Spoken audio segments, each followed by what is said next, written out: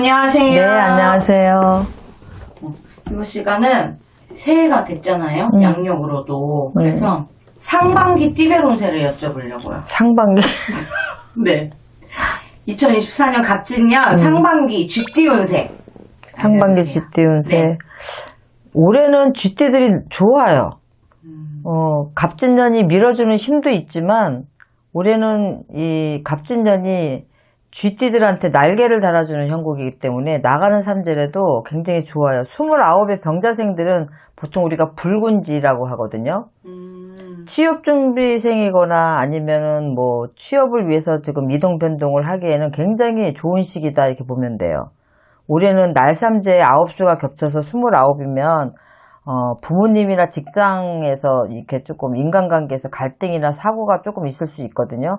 그것만 주의하면 괜찮고, 연애운은 굉장히 길하게 들어와 있기 때문에, 근데 단지 너무 이렇게 연애운이 잘 들어오면 삼각관계라든가 이런 경우에 휘말리게 돼요. 그래서 기존 인연을 정리를 하지 않으면 조금 그런 부분으로 인해서 두 사람 다 놓칠 수도 있으니까 너무 뭐 인연이 잘 들어오는 것도 좋은 일이긴 한데, 또 안 들어올 때는 또 들어오기를 바라기도 하겠지만 이렇게 연애운이 좋아서 막 들어올 때는 또 이런 부분들이 좀 신경 쓸 것도 있어요.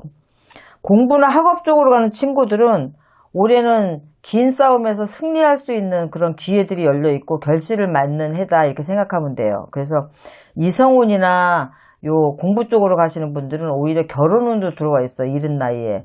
쉽게 얘기해서 둘이 공부로 같이 유학기를 같이 가면서 결혼을 하고 간다든지 이런 경우가 있을 수 있으니까 참고들 하시고요.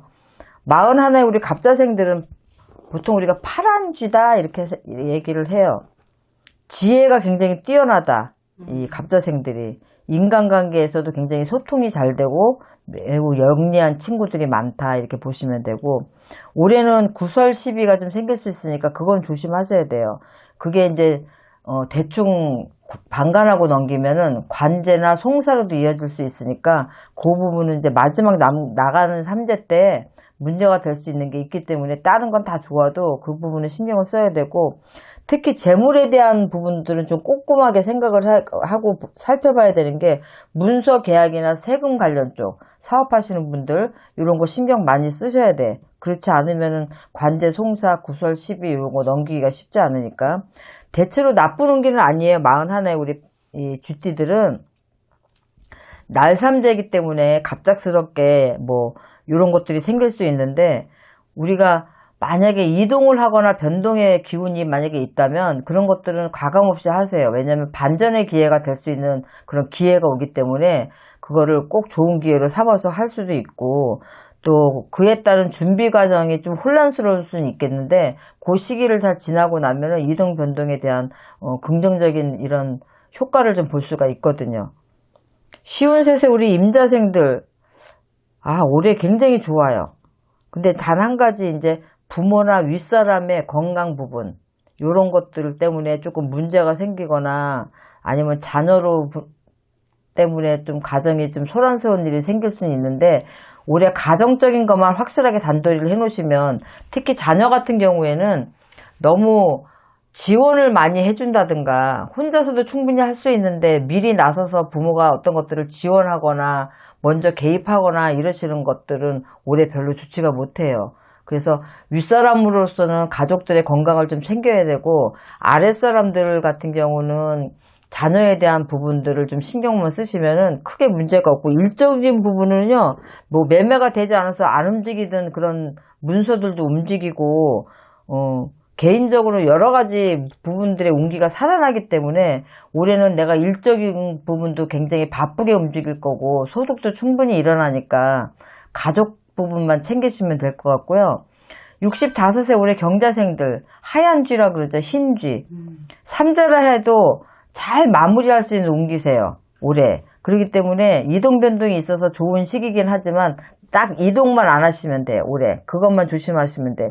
무리하게 추진하거나 이런 것들은 올해 그런 것들은 별로 좋지가 않기 때문에 기존에 내 것을 지키고 가면서 이동이 있을 때는 내년으로 미루시거나 아니면 뭐 사업적인 확장이나 이런 것도 올 피해서 내년만 미루시게 되면 일적으로는 여전히 바쁘시고 좋고, 집안에 경사도 있어서 올해는 집안에 웃음꽃도 피는 해고 또 부지런하고 어떤 일적인 성취감을 많이 느끼시는 경자생들이에요. 그래서 이런 분들은 걱정이 별로 되지는 않는데 올해는 건강에 조금 신경을 쓰셔서 간이라든가 아니면 혈압, 당뇨, 심혈관 이쪽으로 조금만 신경을 쓰시면 뭐 금전적인 부분은 뿌린 걸 거두는 해이기 때문에 올해 임자생하고 경자생들은 활동적인 면에서 굉장히 좋아요.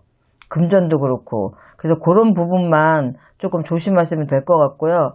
77의 무자생들은 올해 칠칠수가 들면서 나가는 삼재에서 조금 구설이나 시끄러운 소리가 들어서 친구 관계도 마찬가지지만 집안에서도 조금 고립될 수 있는 운기가 있어요. 그래서 웬만하면 자식들 일에 너무 감나라 콩나라 이렇게 하지 마시고 이제 이 정도 되시면은 자손들도 많이 컸죠. 가정도 이루고. 특히 올해는 그냥 건강만 생각하셔서 생식기나 호르몬 쪽 갑자기 어른들한테 이런 얘기하니까 좀 이상하네.